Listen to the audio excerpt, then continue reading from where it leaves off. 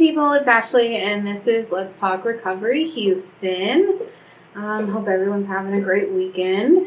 So I'm going to actually do my small business shout out at the beginning instead of the end like I usually do, and this is actually, I think, a really cool one. So it's this company called T-Shirt Memory Quilts. They're out of Spring. Monica is the lady that founded it, and she's actually a ovarian cancer survivor.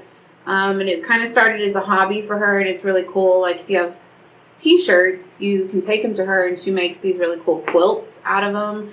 And then part of the money that she gets, she actually donates back to charities. So that's really cool. So check her out on Facebook, and then her website will be listed in all of our bios. So today is Mr. Trey. And I got to hear some of his story last month. It was last month. And I was like, dang, this is a really good story. And so I kind of harassed him a little bit to get him on the show. Gotcha. And so I'm just excited to kind of pick his brain and hear what he has to say. And so with that, Trey, what's going on, my friend? Oh, not much. I'm just living, man. I don't know what else to say nowadays. One day at a time, 11 years later. You know. 11 years. Was it hard? It wasn't easy. I dived in this program because there was so much that I needed to do with myself that I needed to take a 180 turn. I've tried, just drinking without getting high and vice versa, and it never worked. And so I was at my bottom. I was living in a dope house over in Fifth Ward, man, and it was just the end of it. I knew it, and it was just looking back at it, I start to realize that, God has got me. I've gotten myself into this situation. I can't blame God for that. Those are my bad choices. Those are my decisions that I made. And it came to the bitter end almost. And, I've been through hell. I mean, they said jails, institutions, and death. I've been to all three of them many times. But the fact is that I'm sitting here today is a big thing, man. It's a confirmation from God that I'm supposed to be here at this point in time right now. So you brought up an interesting point. I like to pick your brain about it. So sometimes people substitute one for the other, mm-hmm. right? So say my drug of choice was methamphetamines, right? And they're like, oh, okay, well, I just want to do meth, but maybe I can drink, mm-hmm. right? Right. What would you say to those people who want to maybe even just be on the marijuana maintenance program? Wow. Because for me, I could not do that because I'm such an intense individual. Like, I would take it to the max. I was always like that, even in addiction. Even before all of that, I was one of those guys who had done everything to the max. Either I'm with it or I'm not with it at all. So just to be that, I would tell them individuals, don't play yourself, because I only go by my own experience with that. I only go by what I've been through. My story is just like they say, everybody has a story. So for me, being so intense, I would smoke weed. Weed, damn, that stuff smells good. I heard some youngsters driving by when I was working, and these guys had the windows down, and I could smell the weed. And I was like, God, wow, Jesus. But can't go there. Don't do that. I already know what that leads to. See, for me, weed turned into PCP. PCP turned into, all the other stuff that came with it, with like codeine, X, acid, all of that's mushrooms. It all turned into that because I love psychedelics. I love being visual. I love seeing, hallucinogenics is what they used to say all the time. Trey, you like to alter your vision. So it was more of it all started from weed. I mean, hell, when weed wasn't getting me high, I started smoking something more potent to get me there. And I love drinking, so it was more of a thing. It went together. It goes together like peas in a pot, If I drink, I want to get high. because it just goes together. And if I get high, I'm gonna be like, let's go get a beer. It was normal. It was like, it seemed normal. Like, what am I supposed to do? You know? So that's why I say that, because it goes together, man. It was total abstinence is what I look at it as, you know? Mm-hmm. It's good. I have this debate with I have a 17-year-old. Yes. 17 in 2020. Yes. Nice. And we have this debate because he's like, well, it'll be legal, right? Eventually weed will be legal. And I was like, yes, but alcohol's legal and I don't drink. Mm-hmm. And I'm like, there's no way. Like, for me, I cannot, even if it was legalized tomorrow, go smoke pot. Right. Because eventually that's not going to work for me anymore. Right. Yeah, they have it nowadays where they got this legal weed out where you can go buy it at the convenience store. It's pretty weird, but okay. So you can go get you some beer and some fake weed at the convenience store nowadays. I mean, it's just how it's become. And the thing about that, just like I said, you know, I like to take it a step further. It always has to see what else is out there. You know, it's greedy with it. In other words, you know.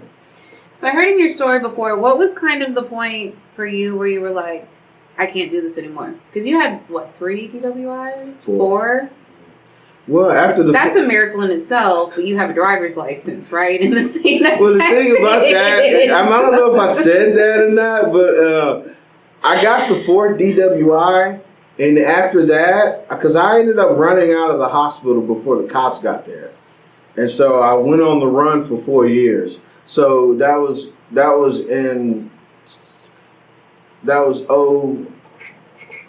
08. And after that, I just ran into the program of Alcoholics Anonymous. You know, actually, I went to a program in 5th Ward, HRC, a 28-day program. I went there, and then after that, I got out. You know, 28 days. I was scared. I was like, wow, 28 days is not gonna cut it when I've been running around in the streets for almost 25 plus years.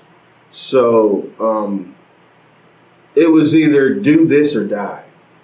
Because I knew what was going to happen to me if I stayed out there. I was going to eventually get on that PCP and driving around and kill somebody or kill myself. So I would be in the penitentiary for life, or I would be in the grave. So that was the only choices that I had. You know, it wasn't anything else but living and dying. And that's, to me, I grasped that philosophy of living and dying, because it's all about that. It's you know, we're born and then we die. But what do I do in the meantime of that? It's all about in the meantime. I needed to clean myself up, so I don't want people to say, oh yeah, that was just Trey, you know, he's just old PCP head. He just loved to get high and drink. He really wasn't, you know. But that's where I had to come in and basically take a 180 turn in life. I don't want to go back to that life. I needed another life. So in the meantime, until God calls me home, I needed to take positive steps. I need to look at it and say, well, you know, people will say, man, that dude Trey, man, awesome program, awesome guy. He's crazy, you know, but he's an asshole sometimes. But you know, he's a work in progress. We're all a work in progress. I don't care what. You know, I thank God that I will never graduate this program. You know, for a long time, I watch individuals just prosper in this thing, and when I come into rooms and I see people with 30 and 20, and, you know, 15 years of recovery, that lets me know that there's hope. So. It's a big thing, and just in the meantime, though, I needed to do something positive with myself. It took a lot, and like I tell people about, like friends for me. I mean, I got, you know, I know millions of people, but I don't have too many, you know, friends outside of the rooms, because that's that 180 turn. That's the sacrifices that I had to make in order to build a new life. So, and the ones that are with me today, yeah, but a lot of people fell off. You know, I had to stay solid. I had to stay a solid individual. You know, the fake ones fall off, but the real ones, they stay with me. They're respected, and here I am. So sometimes it's mentioned, like in AA and stuff, like not to regret the past, right? Mm-hmm. Do you wish that you would have maybe got this thing sooner, or do you think you got it right when God? I got it when God wanted me to get it. That's the thing. I've witnessed. You know, these younger individuals nowadays. You know, my slogan is, "It takes what it takes." So the timing was just the timing. I thank God that I had to go live in this dope house. I had to thank God that I got shot down. I thank God that I've been to institutions. I thank God that my mind was so institutionalized. I thank God for all of that, because all that did was mold me into this individual that I am right here. I don't know what else to say. No, that's good. I mean, That's I wouldn't good. be who I am if the things that didn't happen. So no, I don't have any regrets. Maybe I should have went to college, but you know, I can't do nothing about that. There's still time. What are you talking about? Yeah, there's, But other than that, no, I don't have any regrets. God did what He waited on me, because all He ever does to us is look at His watch and look at us and go, waiting on you. Whenever you're ready, let me know. That's all He ever does to us. And that's the thing. What do He's you waiting think? on us. What do you think about old timers that maybe because I go to the young people's meeting, right? And I know that there's some old timers that are like, well, they haven't been through, right? Like they're so young. Like, do you think it's possible for even young people to achieve long-term sobriety if they haven't maybe been to like jails, institutions? Yeah. Yeah. It's possible. It's not impossible. Sometimes our mind could come up with some type of our committee or our the people in our heads will have us believing that, okay, well, I'm different from them, or no, I didn't do that, or I didn't go that way.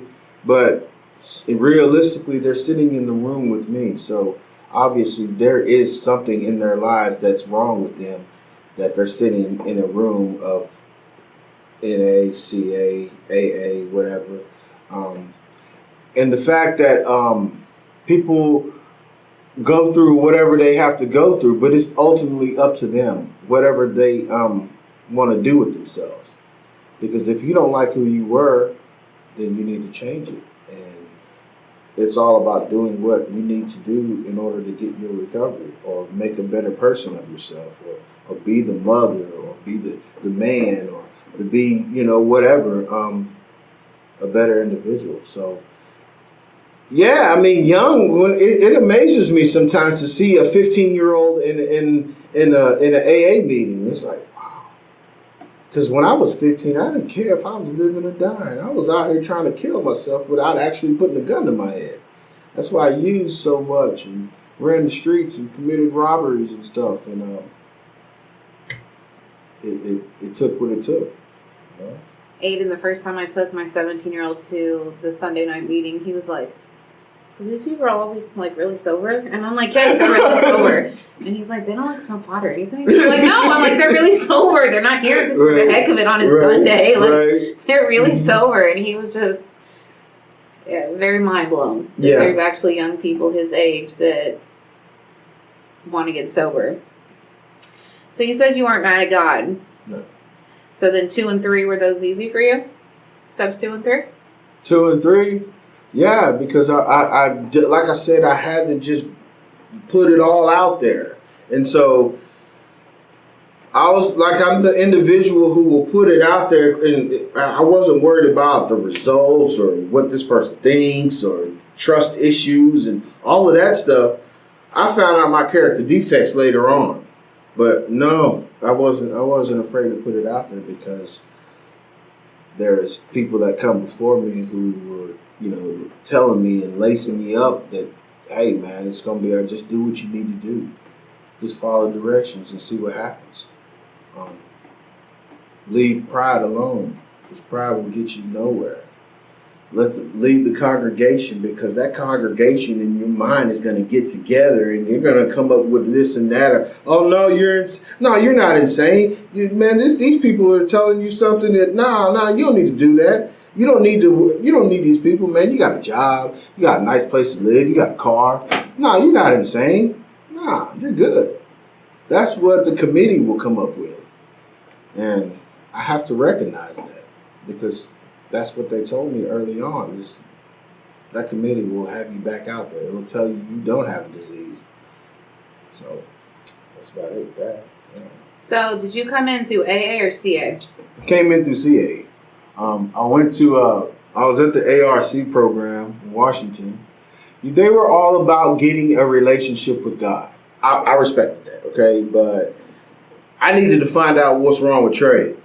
So therefore, I went into the room. The lady told me, well, you can stay here 30 days, and if you don't like it, you can leave. I was like, wow. Okay, so in that time, before then, I built up a 6-month reservation. I figured all I needed was 6 months away from the world, and then I could be okay. Once again, God is going, got jokes, huh? Yeah, good luck. Yeah, let me know how that works out for you. Yeah. So, like they tell us all the time, if you want to make God laugh, you tell him your plans. That's the thing. But so, and so I ended up staying over there for like 2.5, almost 3 years, and doing the whole thing, man.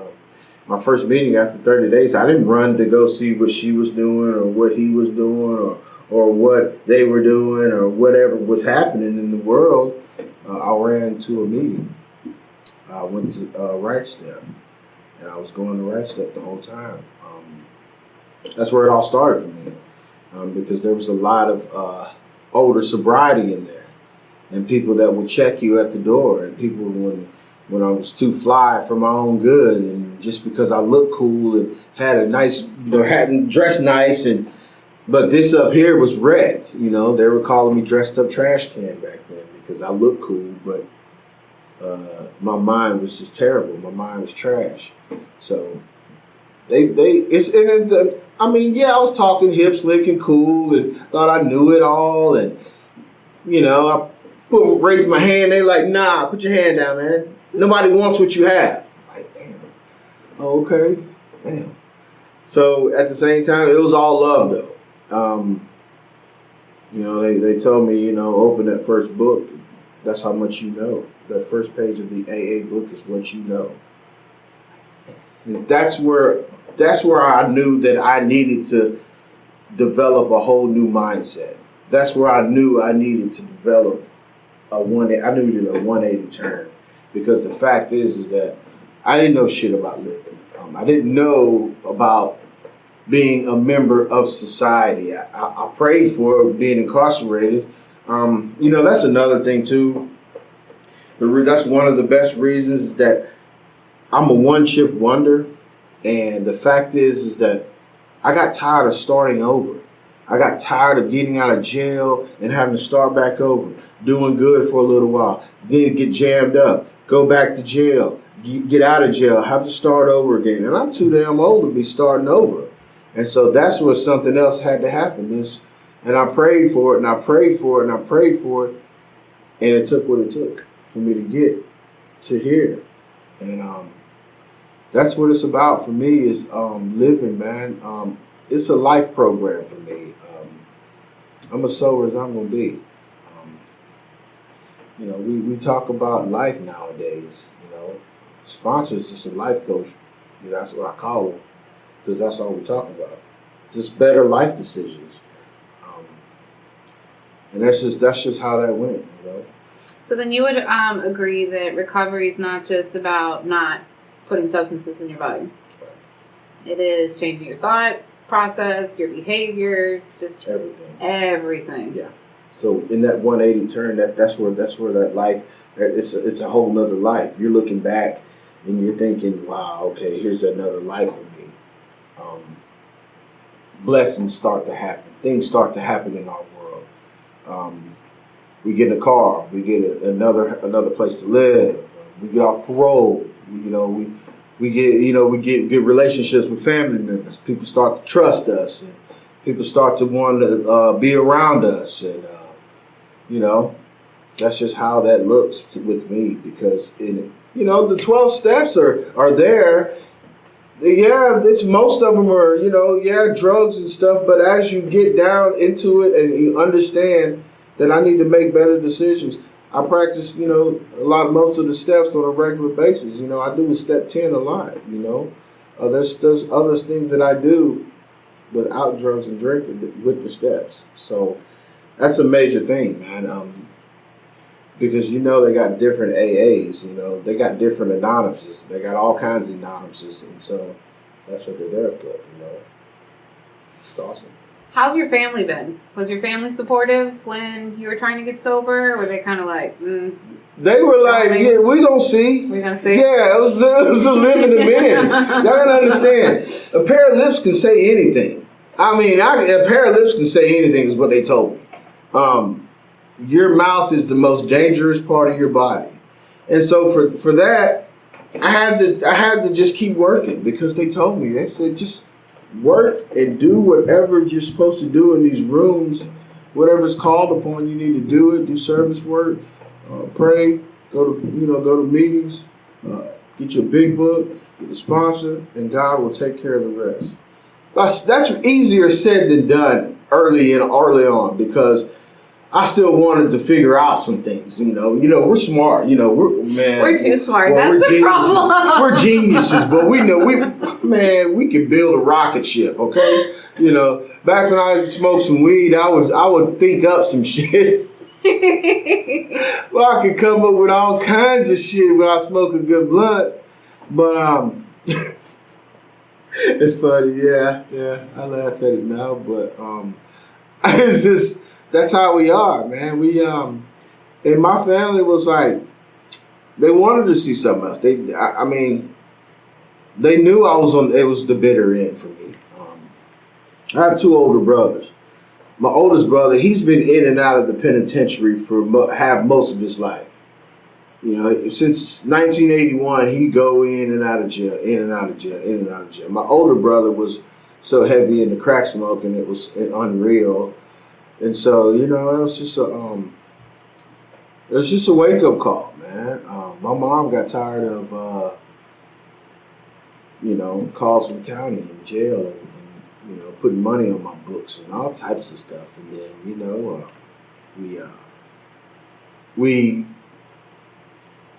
they said that they would, okay, well, we're going to do this for you. And then I would get out of jail, like I said, and then have to start back over, man. That was the main thing. So it's an action thing. It was definitely an action thing that I had to do, and that's all they wanted to see.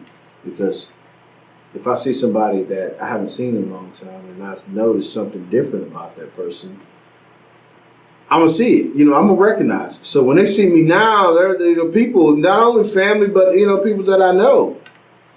They're like, wow. They're either intimidated by me or they're like, man, I'm so proud of you, man. I love you, man. I love who you are today. So the family, yeah, they just wish the best for me. They pray for me, and for years, man, till this day, we all live on somebody's prayers, and that's just how that goes. So don't talk about it, be about it. Don't talk about it. My stepdad kept saying, he's like, when you come home this time, he's like, I don't even want to hear it. Just show me. Just show me. He's like, just show me. Mm-hmm. So when you were growing up, your brothers were in their addiction? Oh, yeah. So was that kind of like your normal? Like, did you think that was normal? Yeah, because my first time was I was 11 years old. My friend came down the street and he's like, hey, I got a joint to smoke. I was like, oh, shit. He goes, yeah, I got it from your brother, man. Yeah. Yeah, come on, let's go. Went on the side of the house. Granted, it's summertime. My mom works all the time. She was never there, she worked. We went on the side of the house and smoked that joint. And I was like, wow, I'm hungry. I didn't know what being high was. I just knew I wanted something to eat. So we ate a little bit, and then he goes down to the house, He comes back with some Lone Star beers he got from his dad's refrigerator. We started downing some Lone Stars. And so it was an awesome feeling. And so, you know, at that time, 11 years old, I was getting ready. That's when I encountered my first sex experience. That's another meeting. Well, we'll talk about that some other time. If I get invited back over here, just saying. But yeah, that 11 years old is when it started for me, man. I tasted the first of it, and I was like, wow, okay. So it was something that it was just a feeling. It was a better feeling. My mind was altered. So I don't really know what high was. I was just hungry. I just wanted to eat, whatever that meant. Mom's like, where are my dang groceries? Right. Damn, didn't I just leave y'all some food here? Well, I mean, you don't know. So, yeah, that's how that went, you know. Where are your brothers at now? Are they? My oldest brother, he was working for the city. So they're sober? Are they in the program, or are they just? Well, my older brother, I don't really know, you know, he stays away a lot. He lives over in the Heights. He does his own thing. He might be sober. I think he probably just drank a little bit, you know. But I don't think that it's out there as bad as it used to be. Okay. Hey, it's about progress. It takes what it takes. And my oldest brother, me and him real close. Like I said, he was working for the city. Now he got with the gas company now. So he works for the gas company now. So, you know, no, he doesn't do any drugs, but he might drink. It is what it is. I don't consider them alcoholics because they can leave beer in the refrigerator for like weeks and shit. Oh yeah. That's not an alcoholic. No, what is that? I go like buy a case and then drink the whole case at the time. Right, that's what I'm saying. So for me to open up the refrigerator and see the same beer in there that's been in there for a week, that's impressive. Wow. So that's not an alcoholic. I mean, the relationship I was in, past 11 years, she wasn't really an alcoholic either. She would leave wine and stuff in the refrigerator. Every time I opened the refrigerator, I looked at her. She was just like, wow, who are these people? Where do y'all come from? Yeah, like y'all are strange. Like, yeah. Wow, who are these people, man? God, where did you find these? Nah, I'm just kidding. But yeah. Yeah, normies are, I don't know, they're different, right? They're definitely different. They're different. Very. So, yeah. They have problems though. This is the thing that, okay, I've learned that being in this program and knowing who I am and then hearing other normal people talk, and it's like they care about such small stuff that I would not even imagine even thinking about. I mean, it's funny. Because I hear people at meetings come to a meeting because somebody cut them off on the freeway. Now, let me say, if I call my sponsor because somebody cut me off and shot me the finger on the freeway, he'll be like, really, man? Like you're calling me for that. You really calling me? Man the fuck up, Trey. Man up. Man up. That's what we do here. We man up. And so, man, normal people, just certain little things just irritate them, and I'm just like, so that's the thing about it with me. I was taught to look at things in an overall perspective, and the first time I heard it, I'm like, I'm not God. I said, no, that ain't about that. Just look at things as an overall perspective, and to think that, okay, it's really not that bad. If I look at it in the overall and think, oh, okay, well, they're just sick or whatever, they're in their ways or whatever. Okay, so I have to let that be where it is. Because I am not going to sit out here and try to fix the world, you know, just because somebody's got 6 months or 4 months of sobriety. They want to change the world now and this and that. But I can't change the world until I change myself. I mean, that's just what I heard too. So that means for me is that my world will change, or how I look at things will change if I change. So. Well, when you've been locked up before, I think too, you're like, Well, it could always be worse, right? Like It can always be worse. Right? And it's like, well, shit, it could be way worse than that. I'm sitting down there with killers, and I got DWIs. I'm lying there with killers, and it's like, I don't want to tell nobody. You know, well, I ain't going to be here that long. I'm just going to shut up. But, you know, it's just a lot of the small stuff that we take for granted. Like, let me just say that a number 2 Whataburger with cheese meal is something that I thought about while I was in jail. Like, and you think about the small stuff that you take for granted. I'll just use that one as an example. Because yes, I did think about a number 2 with cheese, no lettuce. Sitting in jail. Okay, so the small stuff, man. It's like I said earlier. It's the stuff that I prayed for.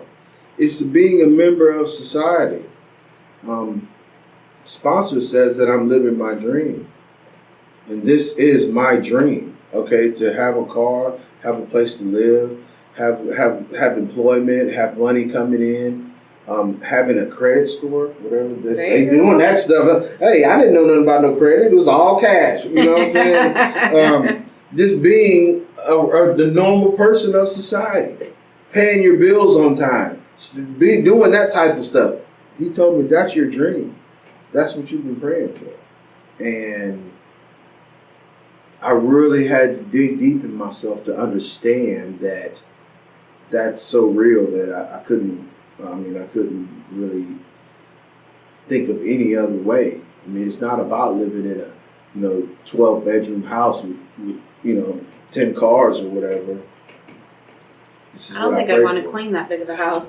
I have a whole other issue. That's a whole other issue, right?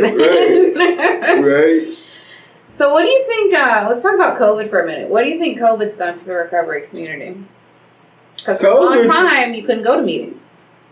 We were having Zoom meetings stuff, right? At somebody's house once a week, and it was all about Zoom. And I thank God that I have a program, because during one of my sponsees killed himself at that time because he couldn't get to a meeting and it was too much for him, and he kept coming up with these excuses. He loved opiates, and he ended up taking some pills and never waking up.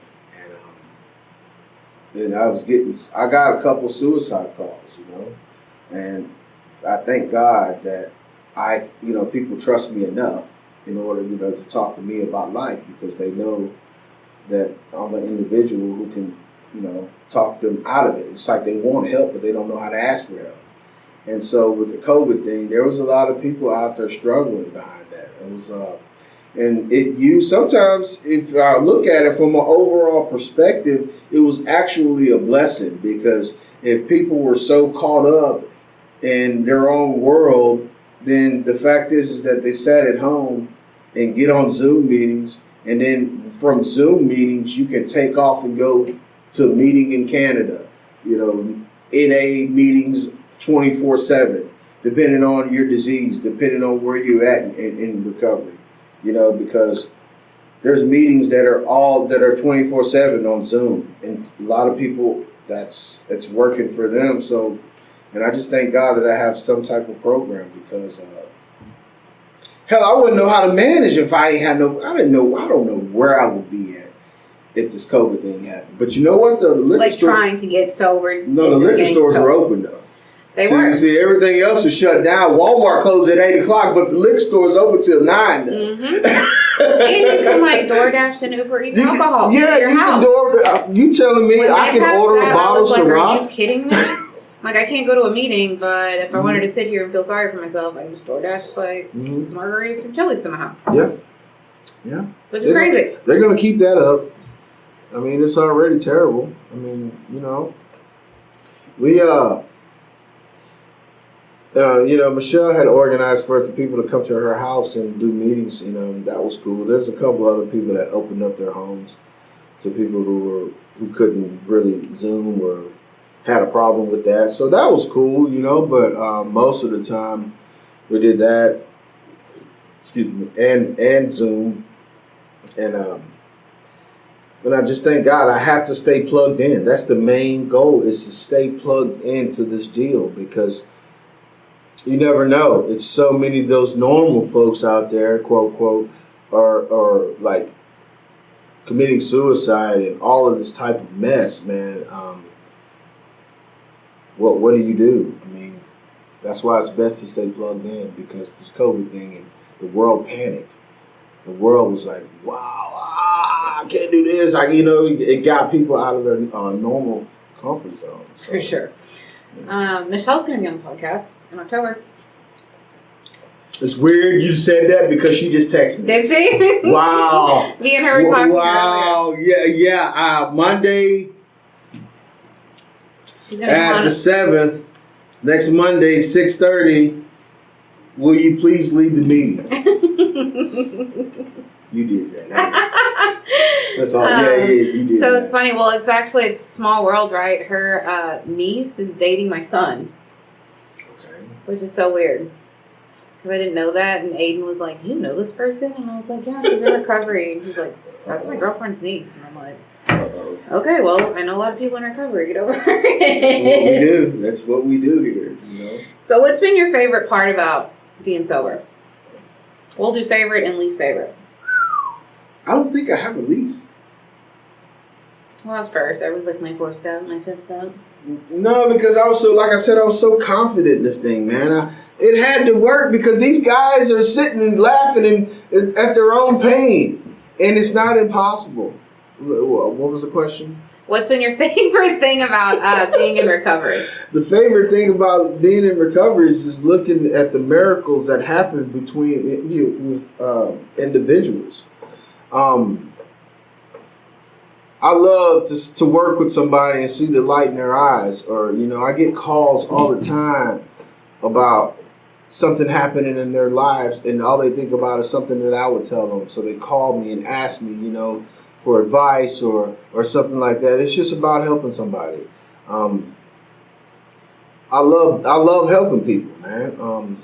That's what it's about, because that's what God intended me to do here. Sometimes if things get out of hand or something, I'll have to go back to basics, and that means that get more in depth with the program, because it's back to basics, man. And that's what I love about it, and there's always better opportunity. There's always growth. There's always growth, and there's always growth. And we tend to want more of what this thing has to offer. So the best thing about it, I love, is that there's no end to it until we pass away. So that's the best part about it. I mean, to me, like I said, helping people is the main thing.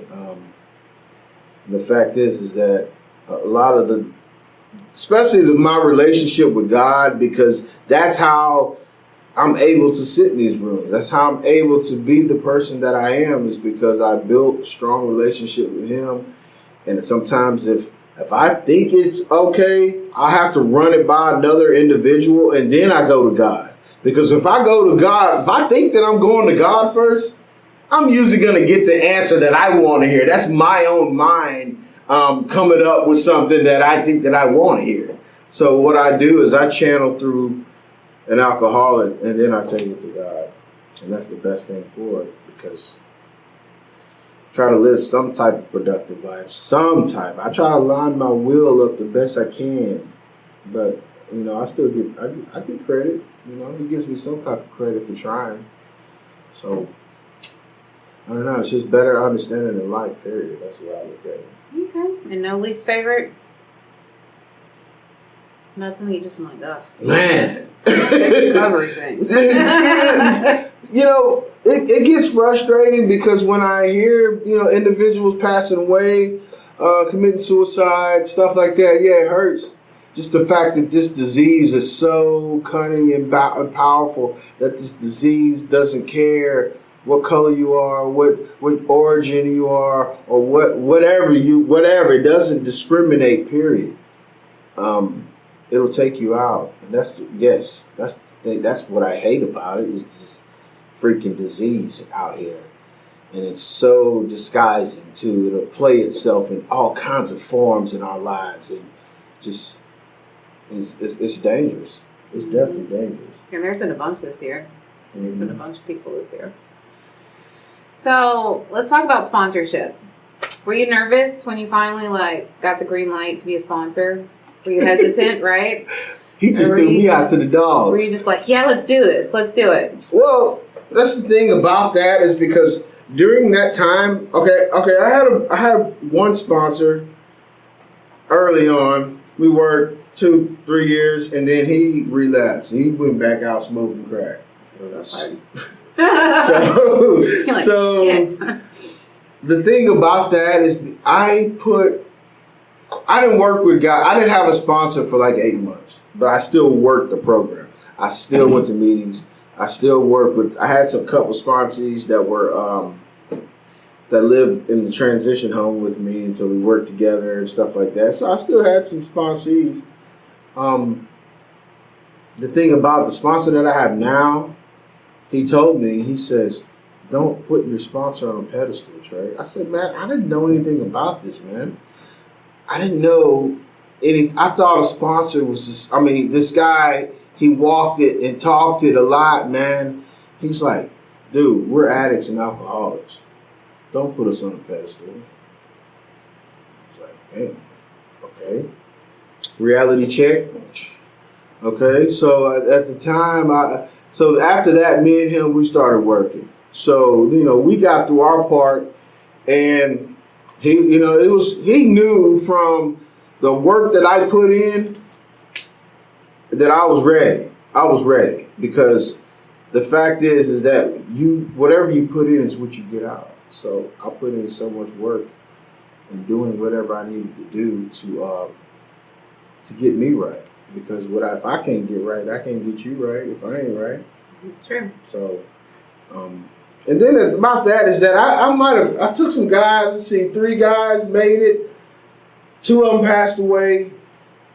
And so I didn't have any sponsees for like 4 years, but I still did the deal. That's the thing about it. Was that because you were like hesitant to get sponsees, or maybe felt like it wasn't working, like, or you weren't a good sponsor? Well, to an extent, that's the thing about sponsoring is that it's not mandatory to go get a sponsee. That's true. People will. I didn't have a sponsor. I still did the deal. I worked on me. I worked on, and when God says it's time, it's just time. And that's how it usually works out. I didn't go chasing down addicts and alcoholics and say, hey, I'm sponsoring you, man. Come here. Nah, I wasn't into about that. It's all about timing and where I put myself at, or just the things that happen, or, that's just how that went down. It's just weird because as of this year, because I was going to spring group for 6 years, went to a couple of other meetings, but that was my home-based group. And so I was told that I needed to get out more, spread the love around. They told me to spread the tray around.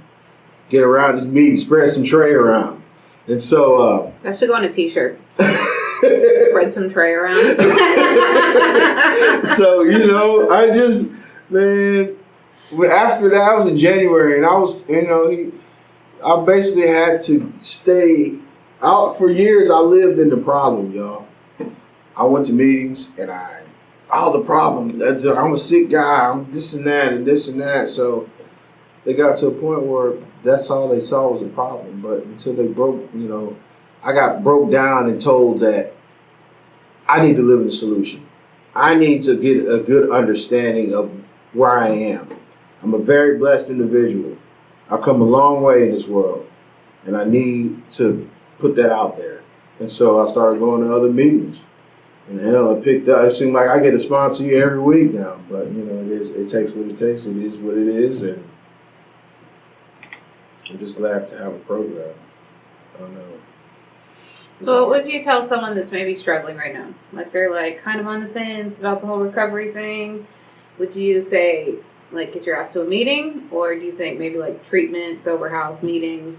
Well, a lot of that depends on their story. First, I want to know their story of what it's like, and then I can figure out and understand of where they are in life. Because sometimes a person may not be as bad, that they just may have a little problem, this and that. But they need to, fix it, whatever that is. So that's the thing. For years, I had a job, car, all of that, but I still had a really, really bad PCP problem. Um, I went to work every day, paid my bills, but man, it was insane that I was living a double life. Like I'd get off work 4 or 5 o'clock and then run the streets till 2 in the morning. And then, same thing. It went on and on, 10 plus years. And so I had to understand of being that type of addict, it was going to eventually catch up with me. And then that's where it went. 1 DWI, 2 DWIs, 3, 4. Basically, God just got my attention. Basically, telling me, look here, you need to slow down. Okay, this is what we're going to do and stuff. And so, as hard-headed as I am, it takes what it takes. I'm going to say that again. But yeah, I like to say to them, man, basically, it depends on where they are. Because they can get to a meeting, depending on their circumstances or whatnot, get to a meeting, man. When you get to the meeting, just listen, man. Just listen. Listen for the similarities. Quit. Don't separate yourself from these people, because I guarantee you're gonna find yourself somewhere in that meeting. And so that's how it usually happens, though, because I've seen it with my own eyes. And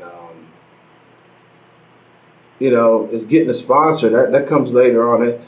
First off, they just need to get to a meeting. They need to find a meeting somewhere and find themselves in the meeting, because that's what they usually do. The old school guys will take the cotton out of your ears, put it in your mouth, You don't, shut up, nobody wants what you have. And just go to a meeting, just listen. Find yourself. Call somebody, get some phone numbers, man. Call some people. Do whatever you need to do, depending on how bad it is. That's the thing about it. It just depends on how terrible it is. I mean, there's different levels of it, of course. And because I tend to find myself every word in that big book. I mean, it's now I can go to do a meeting and I can just flip the page and find something, whatever page I come up on in that big book, I can get something out of, because I've studied it so much that I can, it's all every word in there is about me. So when I got to that understanding, it became very, very, what's the word I'm looking for? It became very clear that I am an active alcoholic and an addict, and I do not know how to live. And I thank God that I've got something in me to keep pushing on, is what I want to say. You think there's enough resources out there for addicts and alcoholics? Plenty. We live in a big city with millions of people here. There's meetings 24/7. There is now Zoom thing. There's no excuses now. You know what I mean? You can't really say, "Oh, there's no such thing as a meeting." There's a Zoom. Right? There's a Zoom. You have a phone? Y'all got a phone? Okay, there you got a meeting. Yeah. And so there's so many meetings in this city too now. A lot of meetings are still off. I mean, but they're doing Zoom, so there's no excuses now. There's plenty of resources. There's places to stay here. We got to be blessed that we live in a big city, because small town America, we be out of there. Just they dying out there, or they're getting away somewhere. Just finding some other resources, depending on how bad they want it. That's true. So what else you got for us today, Mr. Craig?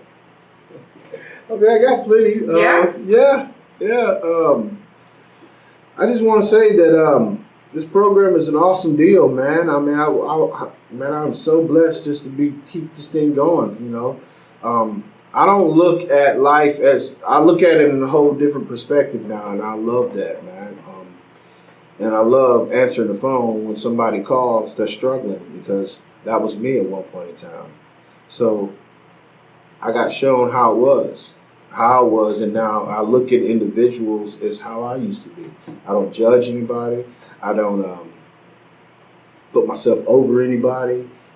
Because the fact is that the people that came that showed me how this deal is, they were hard asses. And that's my sponsoring is the way I sponsor is kind of a hard ass because I'll tell them up front, look, I don't take no shit. Yeah, and all timers were like that. It was like I will call you out on whatever it is you were. I mean, that's just the way it is, man. So, I just thank God that I have something to work on. You know, we're all just work in progress. And the fact is that without this deal, I will be dead or in jail for life because I know I am. I don't have another recovery in me. I don't.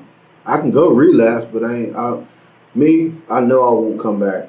And that's just a fact of it is because at least I'm glad I know myself to know that part about myself, if that makes sense. Yeah, you're not in denial. Like, no, I can talk I'm not back and it's okay. I'm just like, Nah, I'm not coming back. So I have to understand that, and the more early in recovery, when I was at the recovery center, guys were coming in and out, in and out, in and out. You know, to each its own.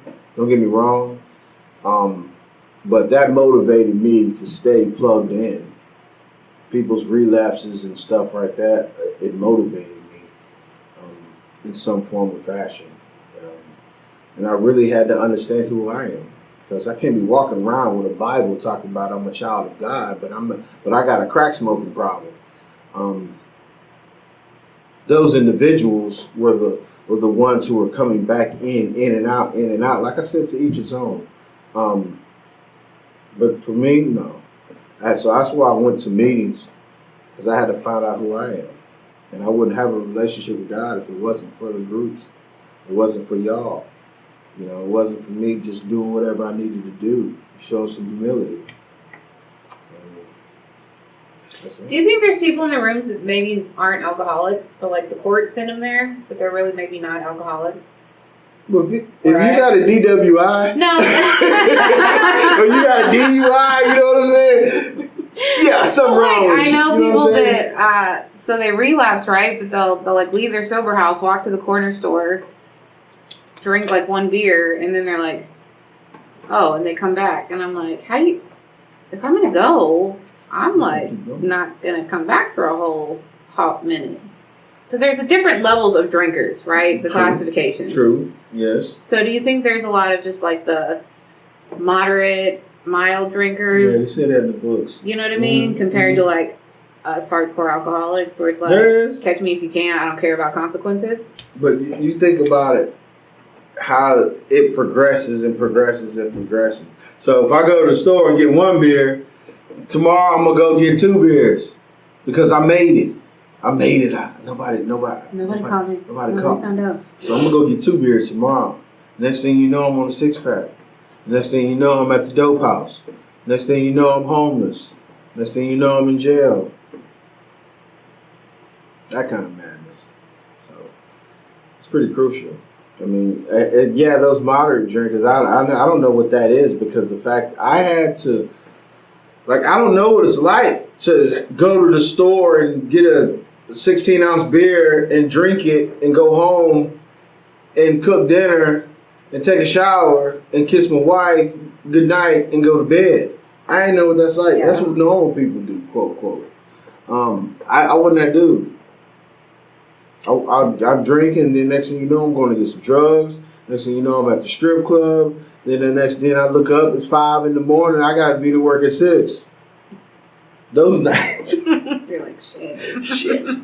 You know, those nights. So I had to just be honest with myself. I had to lay out all of that stuff, man, and just let it be known that I needed to build limitations and boundaries within myself because the first 5 years of my sobriety was all about honesty. I took that first principle and I stayed on that. I lived on that. I did the best I could on honesty and it just grew and grew.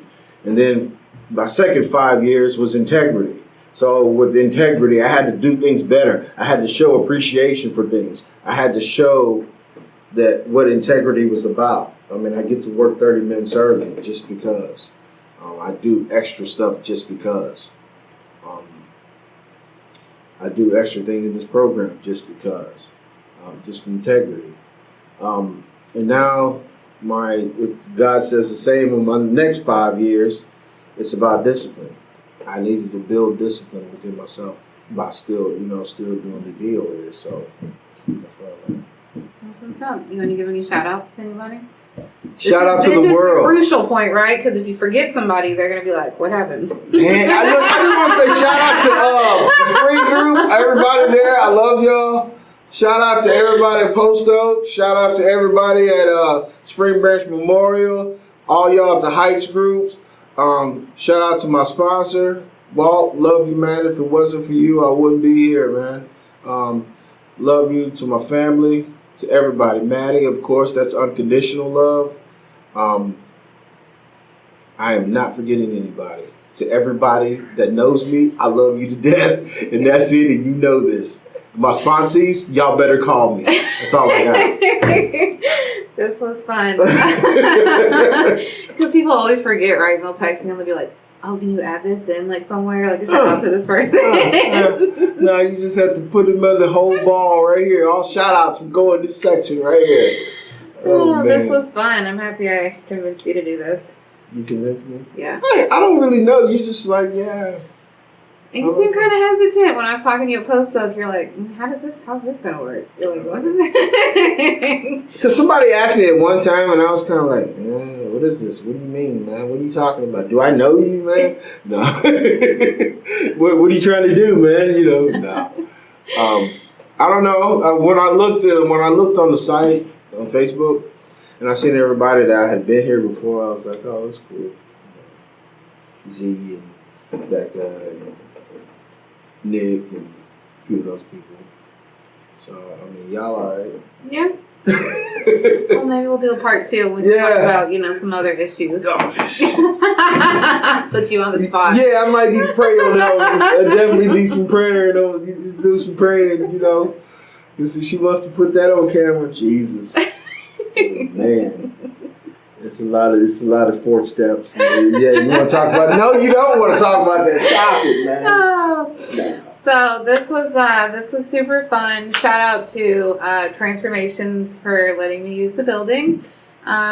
Make sure you like us and share us on Facebook and YouTube. And this will also be on Spotify, iTunes, and if you're an Android user, Google Podcasts. And with that, have a great rest of your weekend, people, and a good week next week. Bye!